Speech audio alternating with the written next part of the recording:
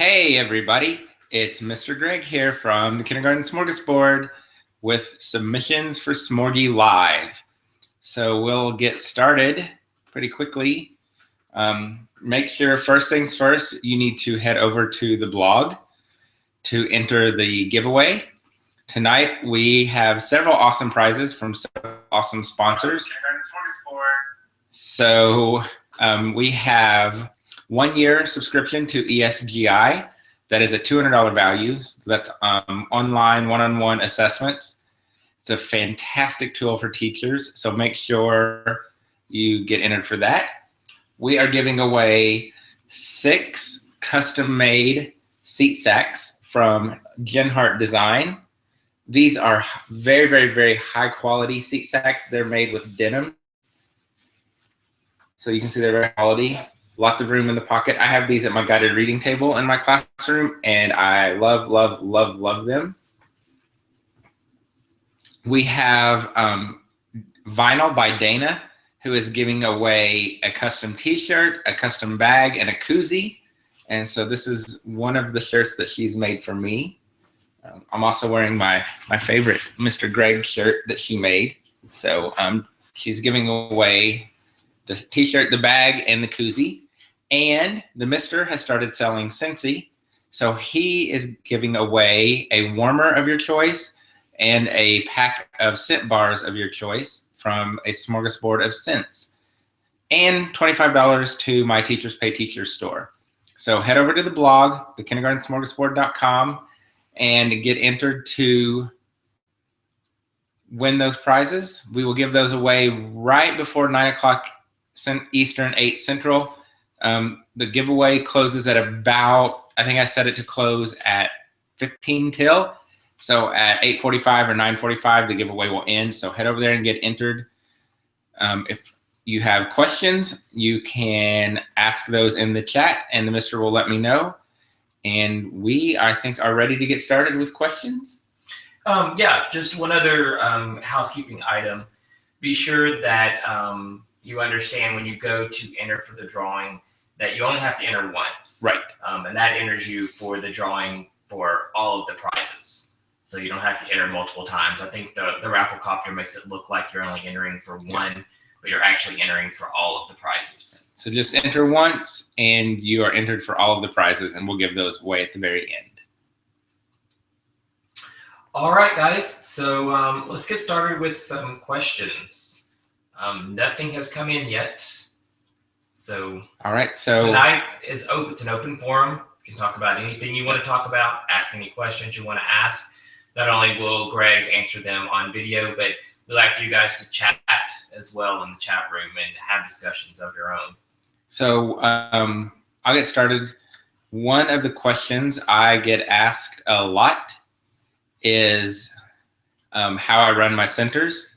That seems to be one of the most popular questions that comes in. So I use a center wheel. Some pictures of that on the blog. The way it works is that my kids have 2 choices during center time, so they can choose from 2 centers.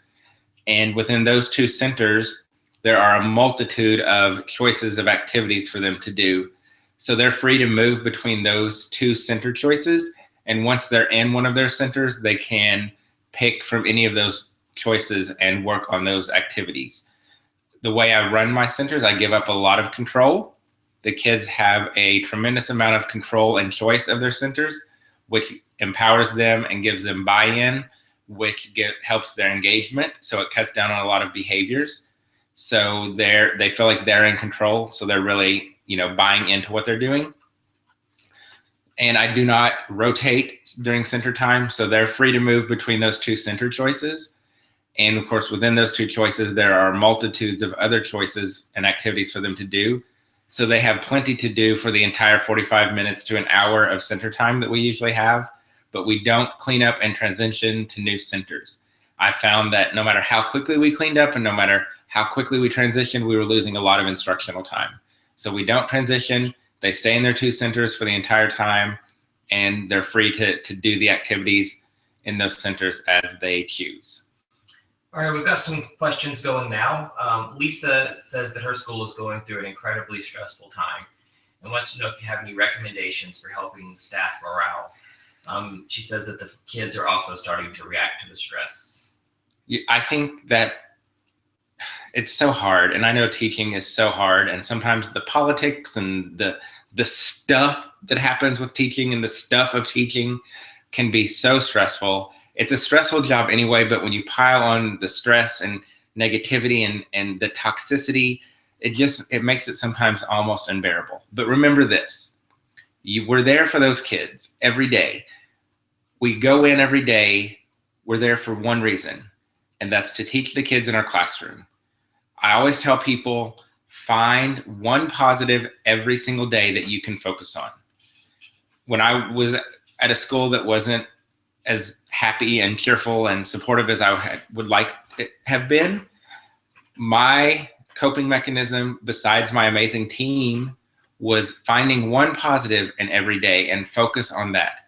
It could be the smallest little thing that a child did or said, or that a coworker said, but look into your classroom and find that one positive that happens that day and focus on that. Share it with your coworkers, put it on social media, use the hashtag happy classrooms. But every day there's something positive that happens in our classrooms. So focus on that. Find that one thing that really got to you that day, that one happy positive moment, and focus on that and let that guide you through the day and let that get you through the day. I know it's hard and I hate that somebody's going through that, but reach out to people that are like-minded, people that are enthusiastic and excited about teaching, and talk to them and vent to them. But the biggest thing is remember, we're there for those kids. Focus on those kids. Close your door if you have to. I'm a big advocate of opening the door and teaching on, but I know sometimes you have to close the door. And if that's what you need to do, close that door and love those babies and love those kids and focus on them and focus on the amazing things happening in your classroom, and let that be what sustains you. And let me know if I can do anything to help. Would you say the same goes for negative teammates? Because Patty says, or she wants to know how you deal with negative teammates. I think this pretty much the same thing. I think you have to avoid, and I know that's not always possible, but as much as possible, avoid. Like I said, close the door if you have to. Kill them with kindness. Share with them. Say nice things to them. Kill them with kindness, and show them the power that positivity and excitement and happiness can have on them. And again, close your door and focus on those kids. And remember, I'm not there for my teammates. I'm there for the kids. And just really focus on the kids. Teaching, we have the best job ever. We're surrounded by a bunch of little humans that think we're the most amazing people ever. They love our hair, they love our clothes. Today, my kids told me I had big muscles. Then we had a whole conversation about how big my muscles were. That's amazing. Like that, who can't feel good about that? Focus on the kids.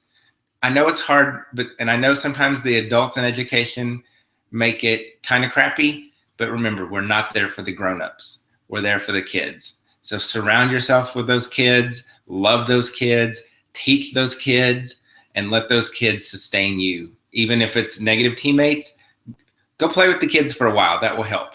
Go swing at recess. Go down the slide. Avoid the adults, but hang out with the kids.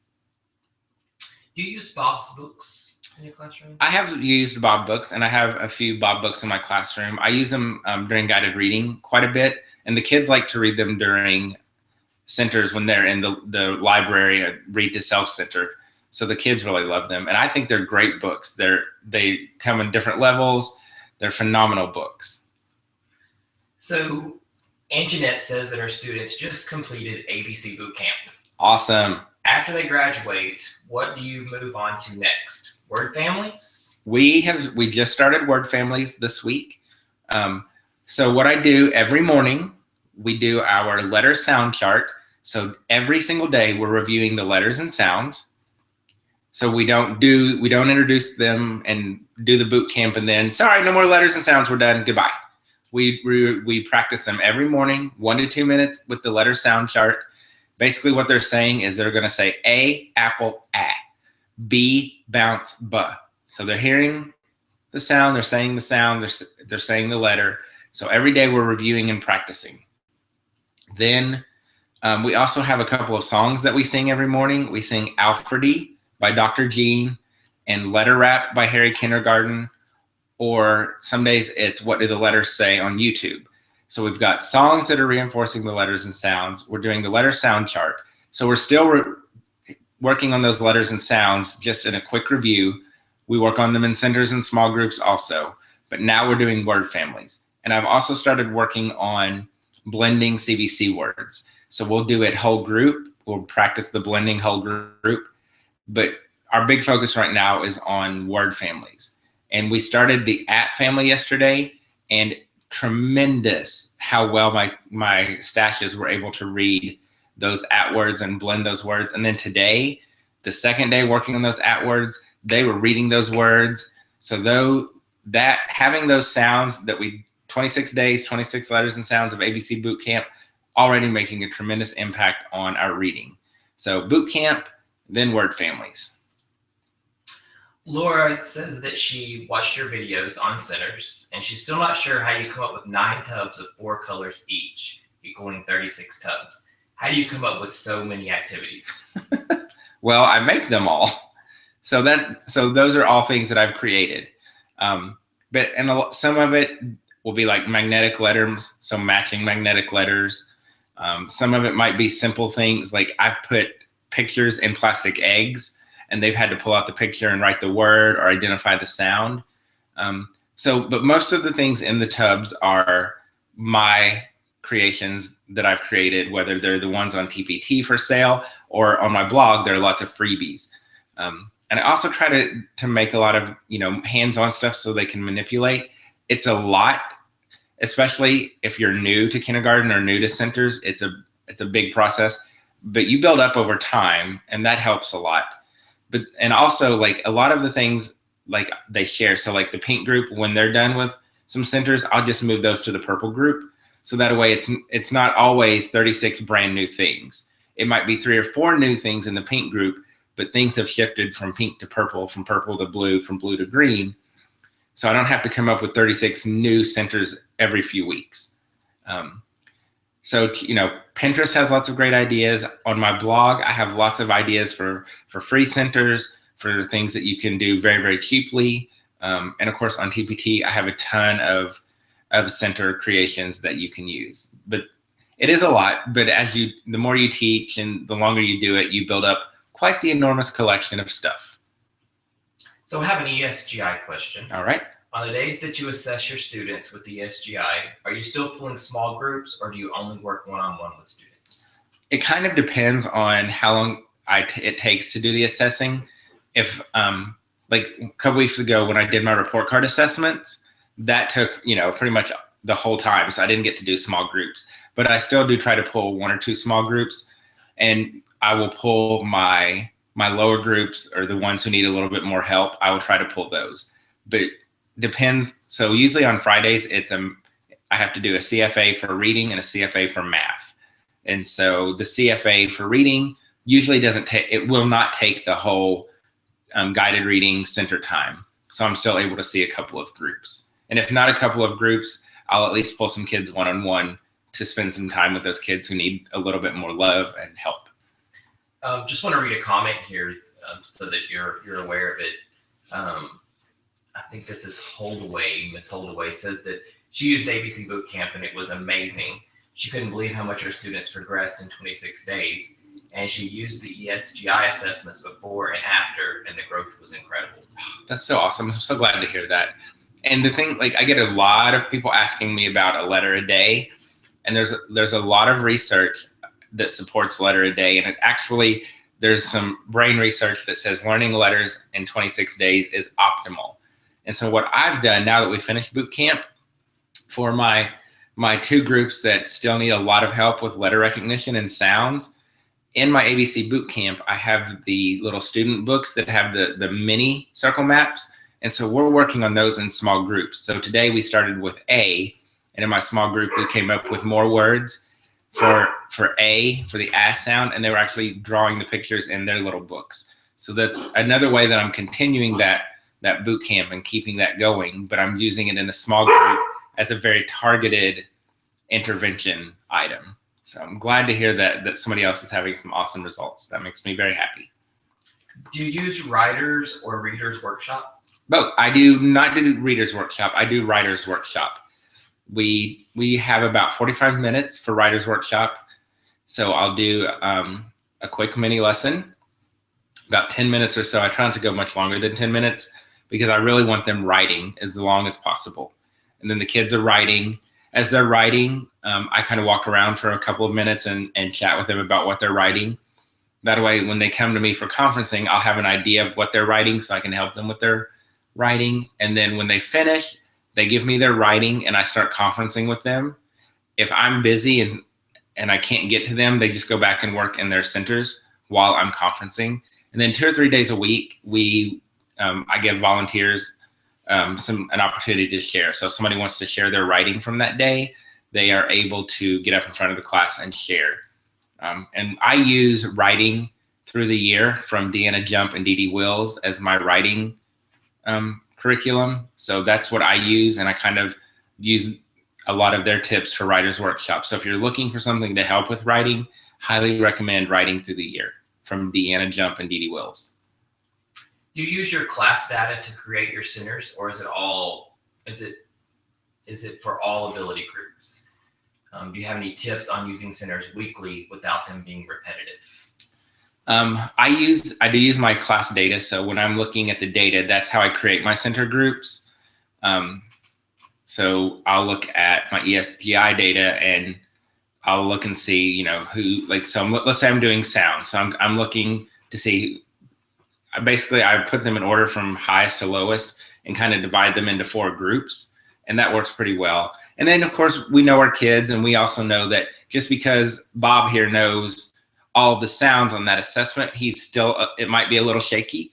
So I might move him to another group because I know him, and I'm going to use my professional judgment, because really we're professionals and we know what we're doing. So I do use the data to make my center groups. My guided reading groups are not always the same as my center groups. So my center groups are based on skills. So letters, sounds, CVC words, numbers, counting, adding. My guided reading groups are solely based on their running record level. So the groups generally line up pretty well, but they're not always exactly the same. And then changing your centers weekly. I know a lot of places that's required, but I really encourage people not to change them weekly. Number one, it's a lot of work for us.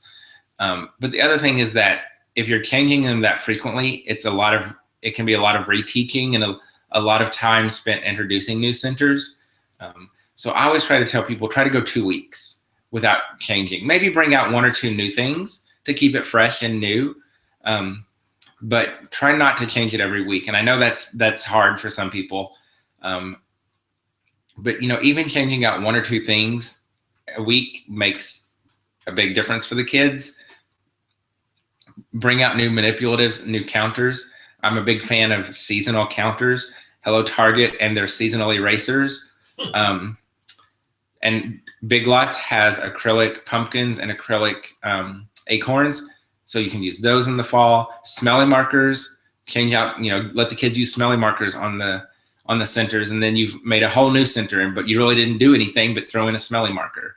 So just little things to change it up just enough where the kids think it's something new, but you didn't have to change a lot. So Angie says that she's struggling to plan for social studies. Mostly she's finding it difficult to make it enjoyable and relevant. Do you have any suggestions? Social studies can be tricky for kindergarten. I try to integrate a lot. So we'll do, a couple weeks ago, we did American symbols. And so our read alouds during literacy block were about American symbols, and we would do our thinking map. And then in the afternoon, we were doing some art projects. So one day we got to make a picture of the White House, and the kids got to cut their pieces and make the White House. When I'm doing social studies, I usually try to do a lot of art type stuff. So we'll talk about American symbols, and we made the American flag, and we made a picture of the White House. Later in the year, we talk a little bit about maps, and so we'll get to draw maps, and we'll do me on the map. So we get to make the circles, and the little circle is me here, and then the circles get bigger as we move out to the city, to the county, to the state. So try to bring in a lot of art for social studies. I use a lot of YouTube videos for social studies, just because a lot of social studies things are pretty abstract. So being able to show a video brings it to life for the kids. But yeah, art, I'm big on art and social studies. So like we've been learning about fire safety this week. So we're reading fire safety books, learning about firefighters. And today we made a firefighter. So we're learning about it in reading. And then the social studies part, we're learning about fire safety, but we're getting to make a firefighter as we're doing it. So there's some fun art involved. So try to do some art stuff when you're doing social studies. Do you have a website or a blog for your classroom parents, or do you have any technology that you would recommend using to keep in touch with the parents? What I use to keep in touch with parents is Remind. It's a free app. It's called Remind. It's on iPhone and Android, so you can just search for Remind. The way it works is that you get the parents to sign up with their cell phone number, and you're able to send out text messages to the parents, including you can send pictures also, or video, and the parents get the text message on their phone, but they don't see your phone number and you don't see their phone number. So you're able to communicate through text, which we all know everybody has a cell phone, everybody has their phones with them at all times. So it's a great way to communicate with the parents. So you can send text whole group. So let's say you have a field trip tomorrow and you want to say, hey, we have a field trip tomorrow, remember to wear your shirt. You can send that to the whole group. And now you can even do one-on-one private chat with a parent. So if you have a certain parent that you want to talk to privately, you can chat with them through the Remind app. And so it's just a one-on-one conversation with the parent. That's my favorite way of communicating with the parents. You get all of your parents to sign up. It's a great way to keep in touch. It's quick, it's easy. And another way that I've been using it this year is I'll send, at the end of the day, I'll send a remind to the parents and say, hey, today we learned about adding and how to add. So, hey, talk to your kids about adding and have them show you what we learned today. So it's a great way every day to let the parents know what you learned in class and what you were doing at school, so then they can talk about it at home and even practice at home. So, when the kids come home and mom's like, hey, what'd you do at school? And they're like, nothing. The parents can be like, well, Mr. Greg said you did something. So tell me about this adding stuff that you learned. So big fan of the Remind app. So kind of backing up a little bit, going back to centers. There's questions still coming in about centers. Casey wants to know when you teach new centers. And to piggyback off of that, Jamie wants to know how you teach the kids how to start at the beginning of the year. So hi, Casey. Hi, Jamie. So I introduce a lot of the center stuff that we do is something we've done either whole group or small group. So the kids have been introduced that way. When I create centers, the centers that I create, they're all pretty much the same. They're all done the same way. The skills are what changes. So once I've introduced a lot of centers at the beginning of the year, I don't have to introduce a lot of new centers, because even though it looks different, the skill is different. The way they actually do the center is the same. So they're able to just grab it and get to work. So I don't have to introduce new centers all the time. So when I'm creating my stuff on TPT and the stuff for my classroom, I'm not creating a whole bunch of new games or new activities. They're all done the same way. I'm just changing the skill and the clip art. So that's how I do it. So whole group and small group. At the beginning of the year, the way I teach the kids centers is with lots of little baby steps. So the first thing I do is introduce them to the idea of the tubs, like getting one center, finding a spot in the room, and working. And so at the beginning of the year, those might be really easy puzzles and blocks and Legos, just things that they can do without any instruction. But it's just to get them used to that idea of getting something, going to a spot, and working on that until they're done or until it's time to clean up. And then I will slowly add in some more academic stuff, but again, very, very simple academic stuff.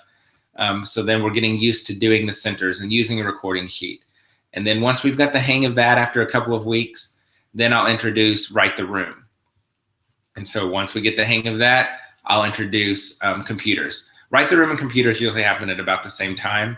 The only thing that I still haven't introduced in our class is listening. That will come in a couple of weeks.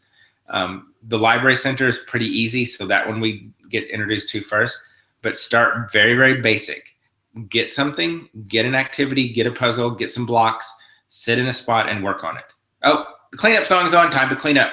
How do we clean up? And then you can add in the academic stuff and add in the other centers. And once we've added in all of the centers except listening, then I introduce the concept of the center wheel. And so then we spend a couple of weeks getting used to that, looking at the wheel, going where we need to go. So we're 9 weeks into the school year, and we're, with the exception of listening, all of our centers are up and running, and they're very independent. It's running very smoothly. Do you have any intervention ideas for letters and sounds? Teresa loves the circle map booklets, and she's going to use those, but she wants to know if you have any additional ideas. I saw an idea on Instagram last week that I used with one of my groups yesterday and today. And I want to say it's Snapped by Sarah. I could be wrong, but it was on Instagram. And what she had done was on some paper, she had written letters, but it was like two or three letters. So just randomly like A, B, A, C, B, A, B, C, just on a strip.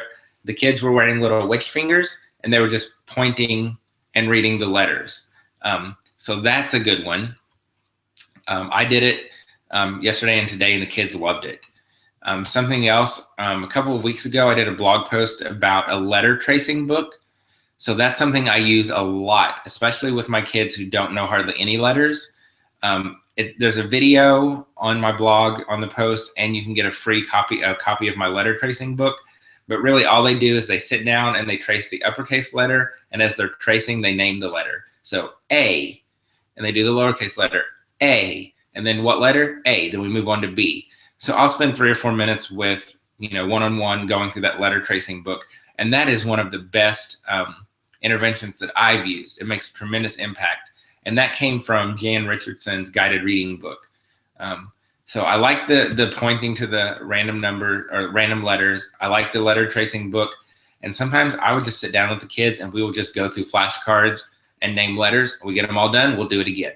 Just hitting those letters. And if they don't know what I'm saying, X, and they're going to say X. So sometimes I just do that.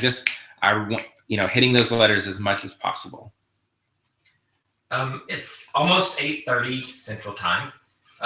We've got, about 20 minutes left before we start doing the giveaways. So just a reminder, if you've not went to the website yet at kindergartensmorgasbord.com, you need to do so right away. Enter for the drawings. We have some amazing giveaways tonight. Greg, you want to go through those again? Yeah, so we have, my friend Jenny at Jen Hart Design is giving away 6 custom seat sacks. Jenny's here tonight, by the way. Hi, Jenny. And if you have questions about Jenny's seat sacks, she'll be happy to answer them. They're super high quality. She's using a denim, so they're very, very strong and sturdy. Lots of room. I have these in my classroom at a guided reading table. Love, love, love them.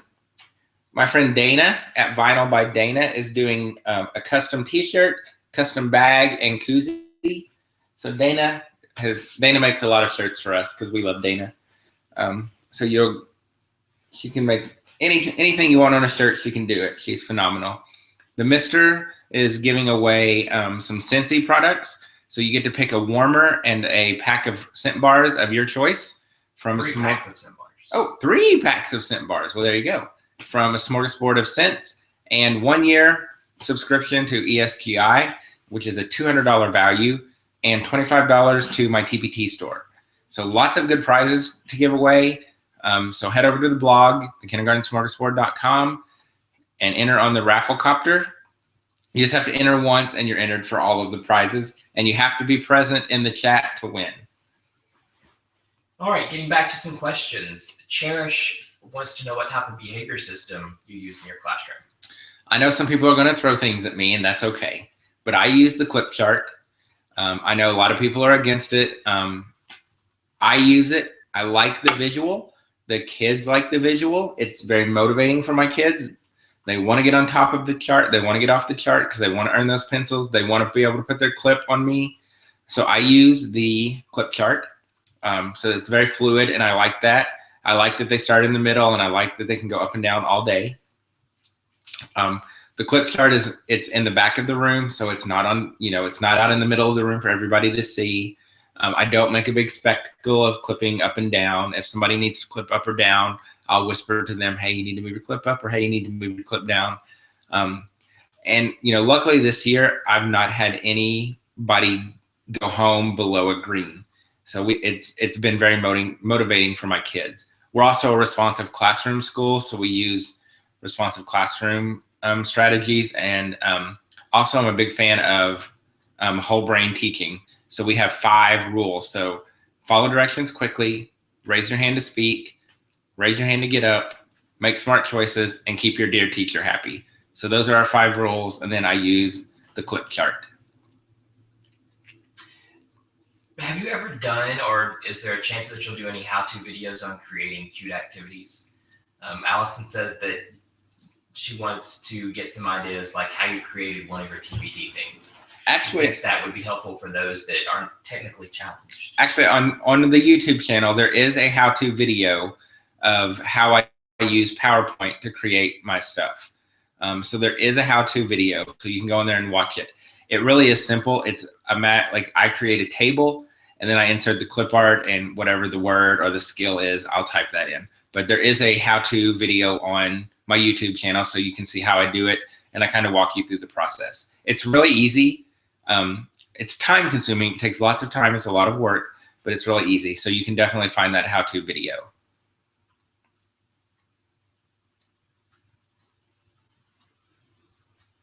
Going back to the remind, do you have any suggestions on how to get parents to sign up for that?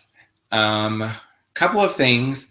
If you have like open house or parent meetings, literally have them, when the parents are there, have them pull those phones out and sign up right then.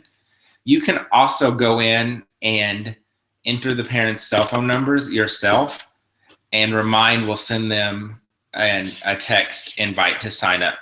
So I've done that this year, and that got almost everybody signed up. So parent night, open house, just have them pull it out and do it right there. Catch them at dismissal, in the car rider line, or in the morning when they're dropping the kids off, and be like, hey, pull out your phone and sign up for this.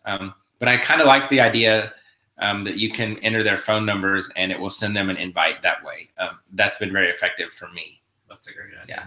And also, I will send home that instruction flyer 17 times if I have to. Beatrice says they have a reading and phonics program that they have to use. It's a letter of the week. How can she use boot camp?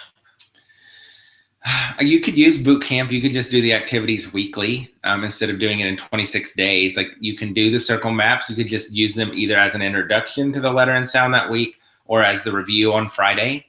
So you can definitely use it. There are a lot of ABC letter recognition beginning sound centers in ABC boot camp. So you could use those. You could do the circle map on Monday. And then on Friday, you could do the little student books with the mini circle map as an assessment piece.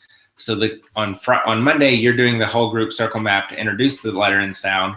On Friday, the kids have to come up with their pictures and draw their pictures for the letter and sound in their book. So that could be an assessment piece. So yeah, you could definitely do it with letter a week. So basically, you're going to do the same thing, but instead of 26 days, it might be 26 weeks. But I like that idea of the circle map whole group on Monday and the little student books on Friday as the assessment. We're a little slow on questions tonight, people. Don't be shy. Keep those questions coming. We've got 99 people watching. So I know there's questions out there. People are just ask anything you want to know, anything you've ever wanted to ask me, ask away. I get a lot of questions about iPads and technology. So I want to share a couple of my favorite apps. The questions are hitting now. Oh, well, never mind then. I'll answer your question. So Valerie wants to know if there's any math ideas to help students that want to do math. Oh, wow, they're coming in like crazy. Ask and you shall receive. Or how parents can help students. Their school's sitting home around 200 math facts for each grade from 2 to 5, and the kids hate it.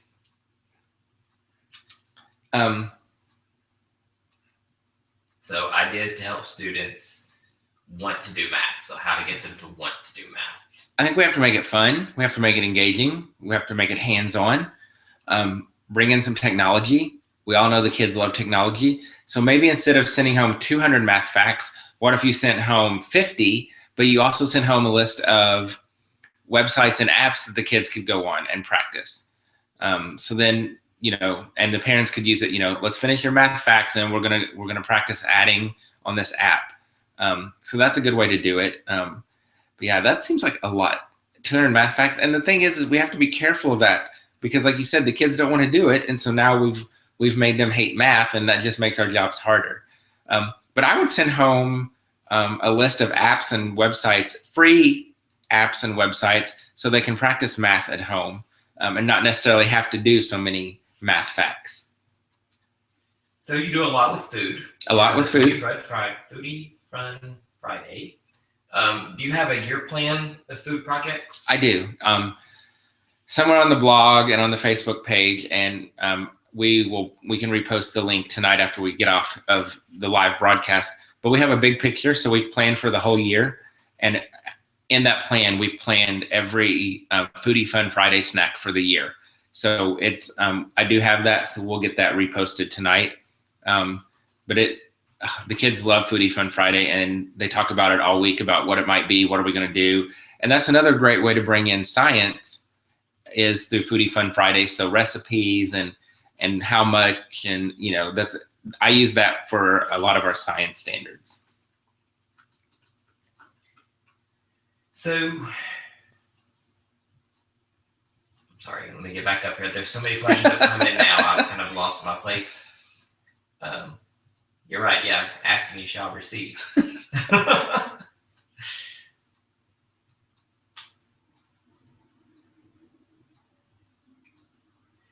Songs. You were talking about songs earlier. Allison says that she wanted to introduce a cleanup song for her first graders. Do you have any suggestions? She's not looking for the typical cleanup song. Well, my cleanup song is not typical. It is called Mustache from the Funky Monkeys. It's on iTunes. Love it. The kids love it. They've now memorized all the words, so they sing along as they're cleaning up. But it's a really fun, upbeat, peppy song. Mustache by the Funky Monkeys. And I think you could use anything, like any song. One year I had Monsters themed, and so I used the Monster Mash song. You could ask the kids what's their favorite song on the radio, and you could get the Kids Bop version. One year I used the Wheel of Fortune theme song, and I just looped it together so it played for about 2 to 3 minutes, and that was our cleanup song, and that was a lot of fun. So you can really use any song. Ask the kids what their favorite song is, and it's all a matter of training them when that song comes on to clean up. But I would ask the kids, maybe do a vote, do a class graph, find out their favorite song and use that one. So I've had a few questions relating to how you handle students who refuse to use centers correctly. Throwing letters, stamping other people, and so on. Wait, you're not supposed to stamp other people? Well, we're doing it all wrong then.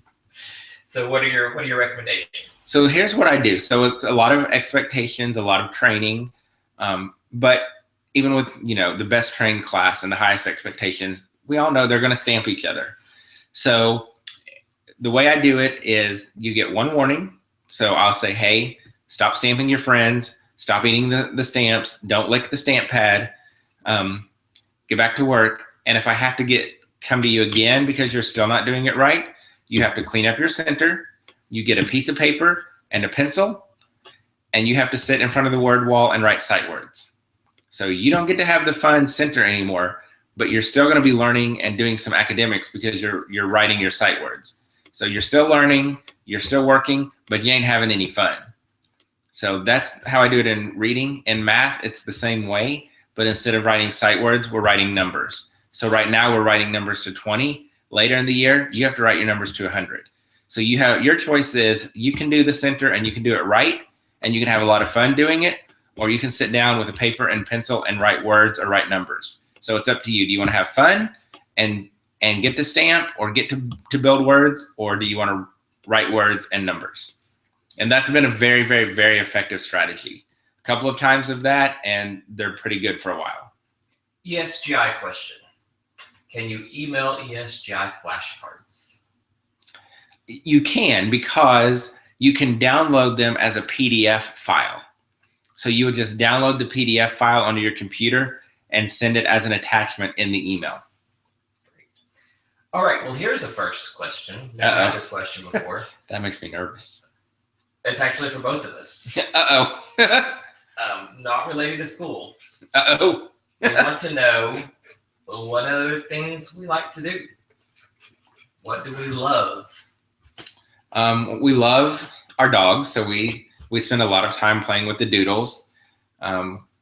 We love to be with our friends, so we go out with our friends. We go to movies a lot.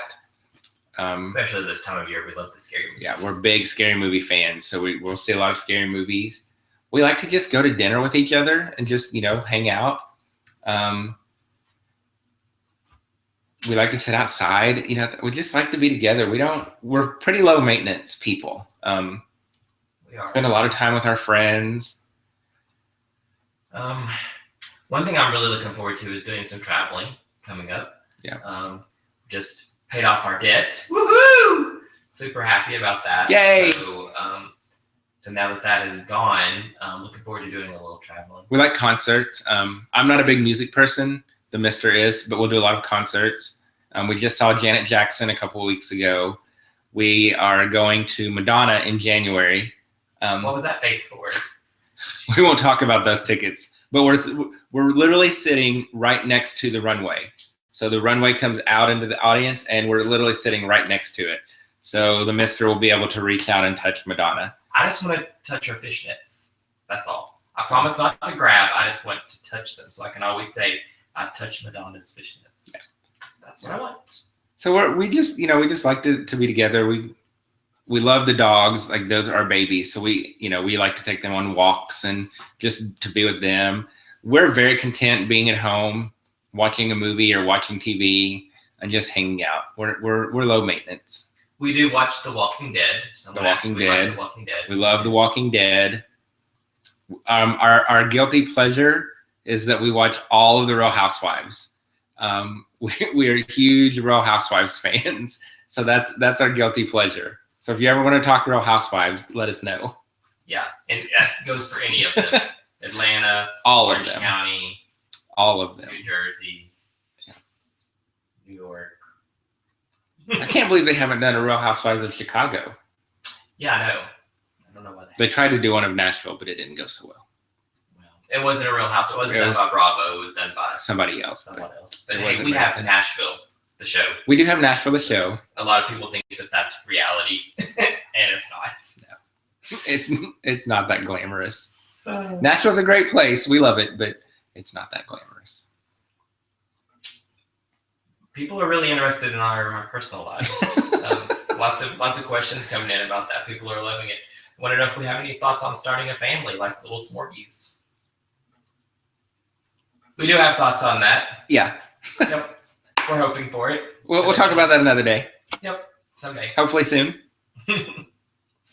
But when it happens, we will definitely share the whole story with you. Absolutely. But we want kids. All right, so let's get back to school stuff. Okay. Before we do, what time did you say? You have 2 minutes if you want to enter the giveaway, kindergartensmorgasbord.com. So head over there to the blog and enter on the raffle copter quickly. A few questions before we actually do the drawing. Do you have a post of the types of centers that you use? I have a lot of posts about centers, a lot of videos. So you can just go to the blog, and on the right side, kind of towards the bottom, it says labels, and there's one for centers. If you'll just click on that, it pulls up all of my posts on centers. There are videos, there are lots of pictures, lots of ideas, several posts where I answer a lot of center questions and kind of go into the details of how I run centers. So I have lots of posts on centers.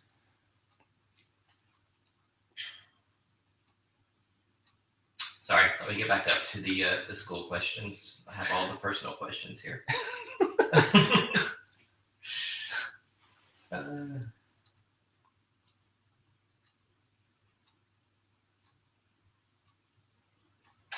Talking about your Foodie Fun Friday, do you pay for that yourself, or do your parents pay for it? We pay for most of it ourselves. One year I did ask for every parent to send in a couple of dollars every week, and that was okay. But I found this year that actually asking the parents for the food items itself is a lot better. So on Friday, we're going to make a fire truck cookie. So I'll send home a note and ask for graham crackers, some cans of icing, Twizzlers, and that has been much more successful than asking for money.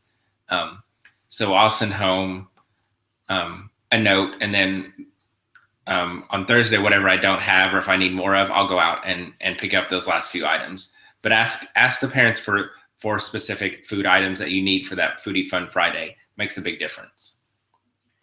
Christy asked, do you allow choices during your stations, or do they all have the same activity? Hey, Christy, it's all choice. That's the foundation of why my centers run so smoothly. Is the center wheel tells them they can go to 2 different centers, so they have a choice. So maybe it's their tubs or Write the Room. And then once they go to tubs, they can pick any of their 9 tubs, and those are all different activities.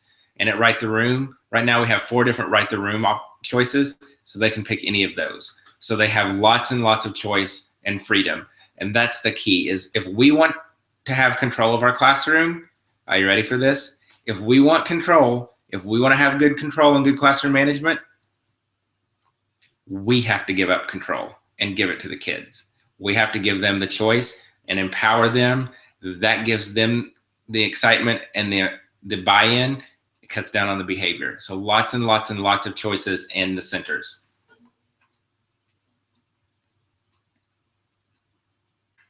So for your Foodie Fun Friday, people are asking how you incorporate that with your curriculum for the week. And have you ever thought about trying to make it a little more healthy, teach the kids better choices? That's no fun. We do some healthy stuff. We'll do in the spring, we do Tops and Bottoms, the book. And so we make salad from all of the things in the book. So it's like we recently did pumpkin pie. So that's a little healthier. I try to use a lot of yogurt instead of ice cream type things. But it's always tied into our theme for the week. So this week, fire safety. So we're going to make a fire truck cookie. We did pumpkins a couple weeks ago, and each of the kids got to make their own little pumpkin pie.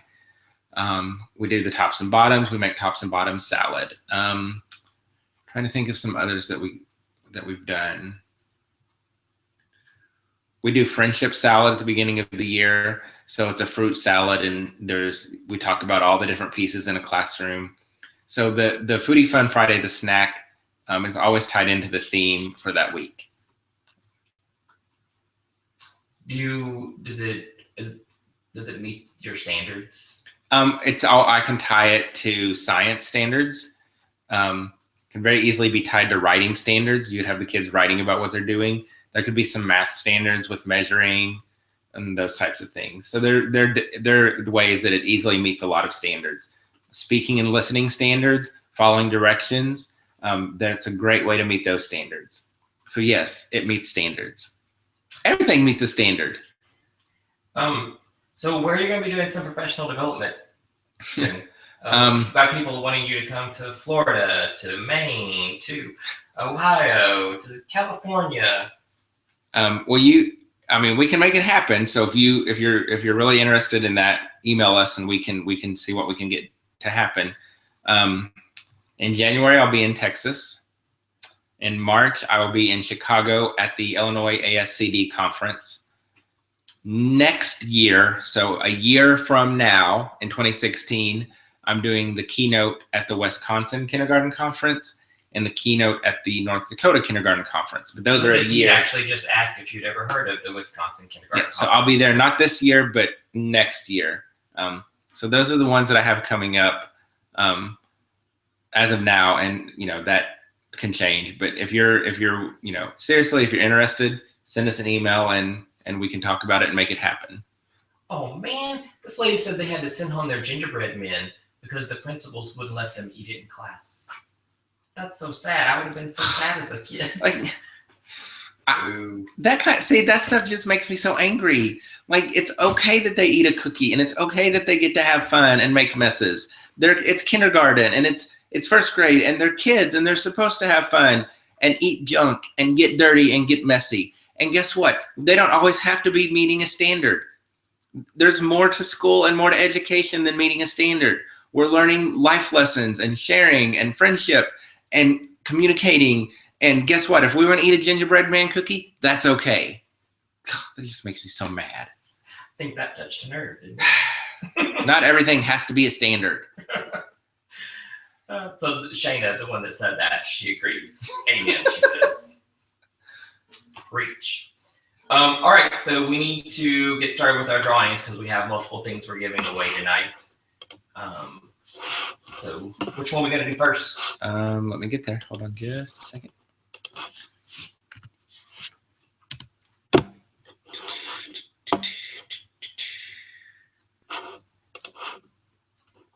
Shayna says they close the door sometimes and they've just learned not to ask. Exactly.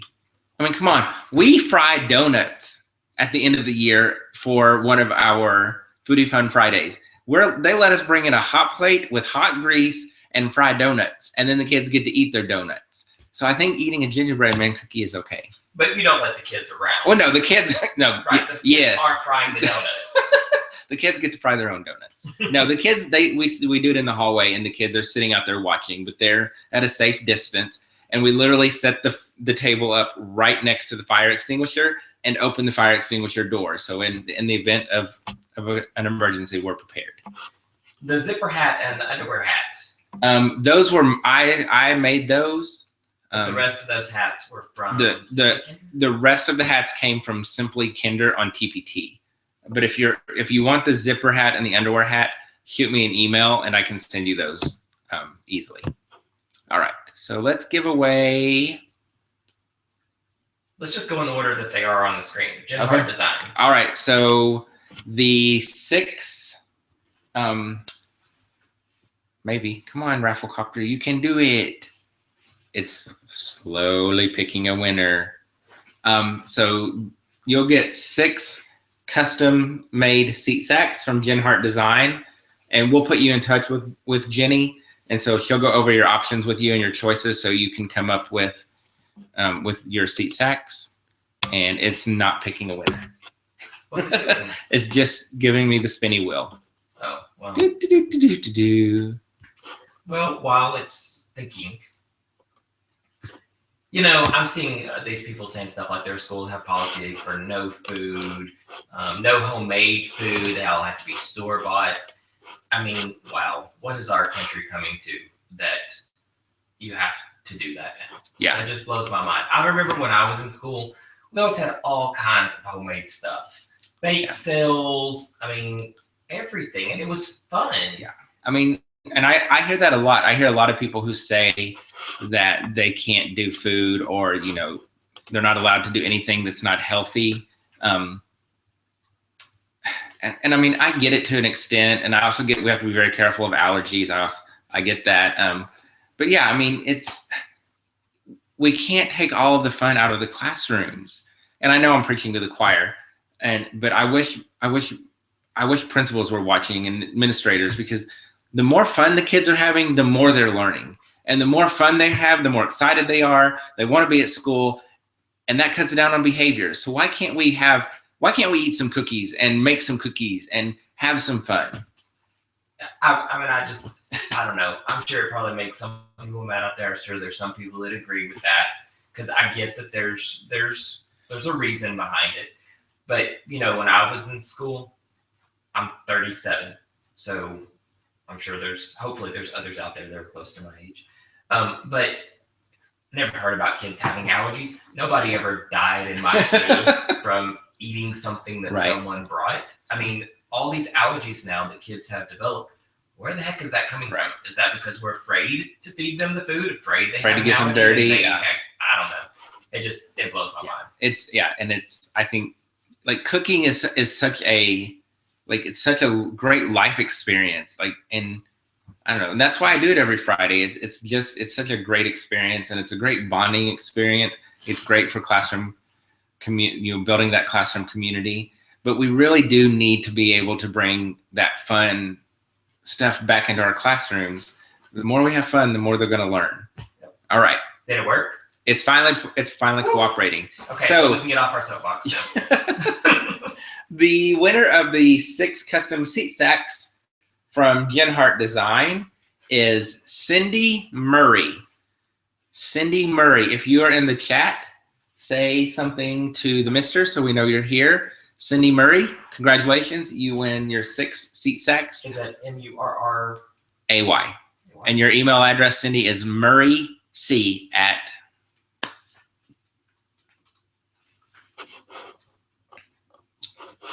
So right. So Cindy, if you're here, say something to the mister and let her know, or let him know, so that you can get your seat sacks.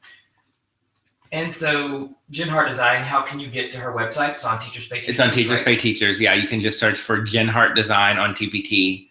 And she also does a lot of clip art. She's a really awesome clip artist. She's got some classroom creations, and now she has her seat sacks. Still waiting for Cindy to let me know that she's in the chat. All right, so we'll go ahead and do, you want to do the Scentsy? Yeah. All right, so the mister has his Scentsy business going. So a smorgasbord of scents. You can find him on Facebook. He's on Instagram at jwarren1124. So you can follow him and find out all the goodness about Scentsy. I have Scentsy stuff in my classroom. I use a Scentsy Buddy with a peppermint scent pack inside. And so when the kids go to timeout, they hold the buddy. And so the peppermint is very calming and relaxing to them. And then I have 2 warmers in my classroom to help cover up the kid funk. So you're going to win a warmer of your choice and 3 packs of scent bars of your choice. So what Scentsy is, for anyone who doesn't know, it's warmers. They also have diffusers now, but a warmer, it's just a light bulb inside an enclosure, glass enclosure, and it melts the wax. So it's wax bars. I'm sure everyone has seen those. But Scentsy has some of the most amazing scents out there, and their warmers are by far the prettiest and coolest warmers you will see. I know you can buy warmers at Walmart. I know you can buy the scents at Walmart, but these warmers and these scents are well beyond anything you'll find at Walmart. So I've become a huge fan lately. Decided I wanted to start selling it because I liked it so much. So I hope you do check it out. Check out my website. Check out my Instagram and Facebook. Well, and it's going slow again. Yes. I don't know why Rafflecopter doesn't want to give away prizes. So can we right after we, can you go ahead and do another? Yeah. And just keep them going. That way we don't have to. I believe there is an owl. I got it, Valerie. I'm not positive, but I think that there is an owl. Mm-hmm. Oh yeah, I'm pretty sure. I think I've seen a couple of owls. Yeah. All right. I'm still waiting on Cindy. Let me know that she's here. Cindy longer, but then we're gonna have to go on and choose another winner for Genhart Design. So Cindy, all right, if you're here, please say something. We've got our winner for the Scentsy products, and that is my friend Jean Han, who's coming to visit my classroom in a couple of weeks. Gean, and her last name isHaan. So Jean, if you're here, the chat so he knows you're here. We'll give away. Oh, that one was fast. Well, hold on. So Cindy, if you're here, you won the 6 seat sacks. So make sure to let us know you're here. Jean Han, if you're here, you won the. Jean Han, Jean right? Yes. Okay. So Jean, if you're here, let the mister know so you can get your Scentsy products. And you're keeping these emails. Yep.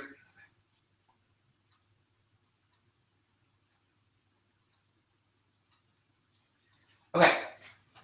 I got Jean. Awesome. All right. The custom T-shirt, bag, and koozie from my friend Dana. She's on Instagram. It's at Vinyl by Dana. And I'll show you a couple of the shirts again. So she makes, she uses her Silhouette Cameo and cuts out the letterings, and she can do some pictures too, some simple pictures. And she's so fancy. She has a heat press, her own heat press, and so she makes the t-shirts. This is one of my favorites that Dana has made. Find your tribe and love them hard. So for those of you earlier who were talking about negativity, this is the key. Find your tribe and love them hard. That's how you deal with negativity. So the winner of the shirt, the bag, and the koozie from Vinyl by Dana is Joni Junek. Joni Junek, if you're in the chat, give the mister a shout out so we'll know you're here. Joni, your email is superj2. Junek, J-U. J-U-N-E-K.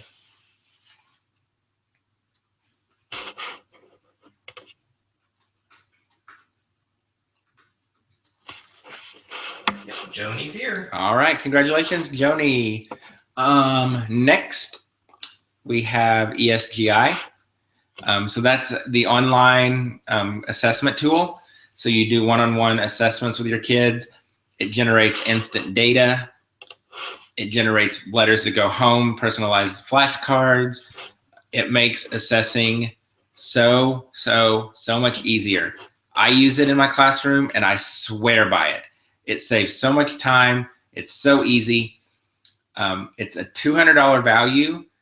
If you use the code B2442, B as in boy, 2442, it'll save you $40 off of the price.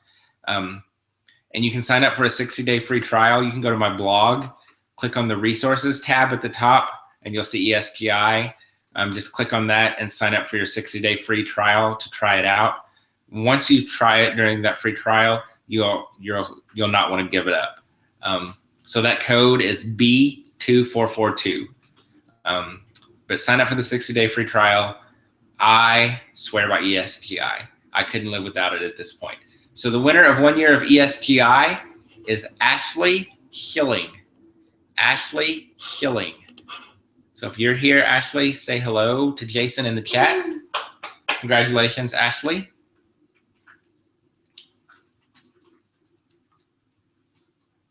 Just waiting for Ashley. And Cindy has still not, let me just look through in case I've missed it, but I do not think that Cindy has shown up. So we'll give her, I'm going to give away one more and then we'll pick somebody else. Just making sure that she's not going by a different name here in the chat.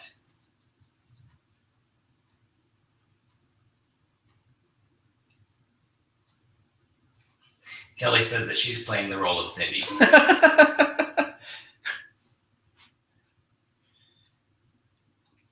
Yep, Cindy's not here. Okay, so we'll give her a couple. Just hold tight. So we'll give away, did Ashley respond? Nope. Okay. All right, let's go on with. All right, so the last prize we'll give away is $25 to my Teachers Pay Teachers store. And I know there are lots of questions about centers, so you could use that $25 to get lots of good centers. I've had a lot of questions about QR codes lately, so I have some QR code centers on there. So $25 to my TPT store goes to Adra Johnson. And your email is aejohnson0821. Adra Johnson, congratulations. You've won $25 to my TPT store. So Adra, if you're here, say something to the mister in the chat so he knows that you're here.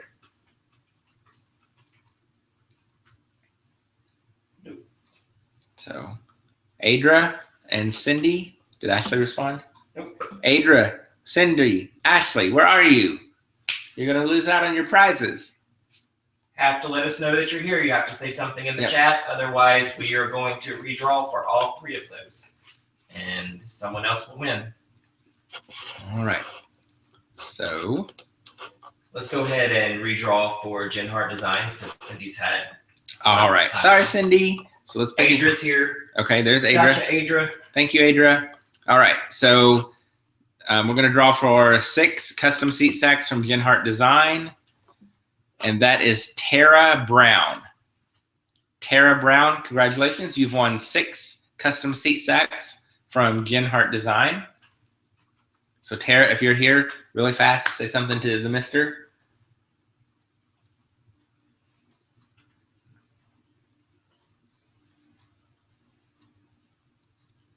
I feel like we should be playing the Jeopardy theme song. Tara Brown is here. All right, congratulations, Tara. We need Ashley Schilling. Ashley Schilling, you won 1 free year of ESGI. Did we hear from Joni? We did. Okay, so we're just waiting on Ashley. Yep.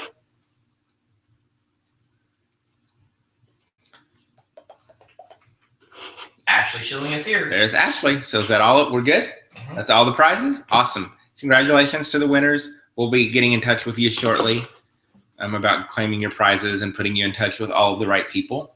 All right. So I just want to say thank you to everyone who tuned in tonight. Thank you for taking time out of your night to come and chat with us and ask great questions. And I'm sure the chat box was full of great conversation as well. And remember, I say this at the end of every week.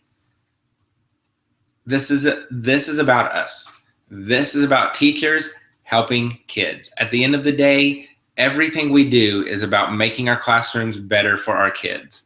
This isn't about me. This isn't about what I'm doing. This is about making it better for the kids. I want to be a person who brings happiness and excitement and fun into the classroom. I want to be a person in a place of positivity about teaching.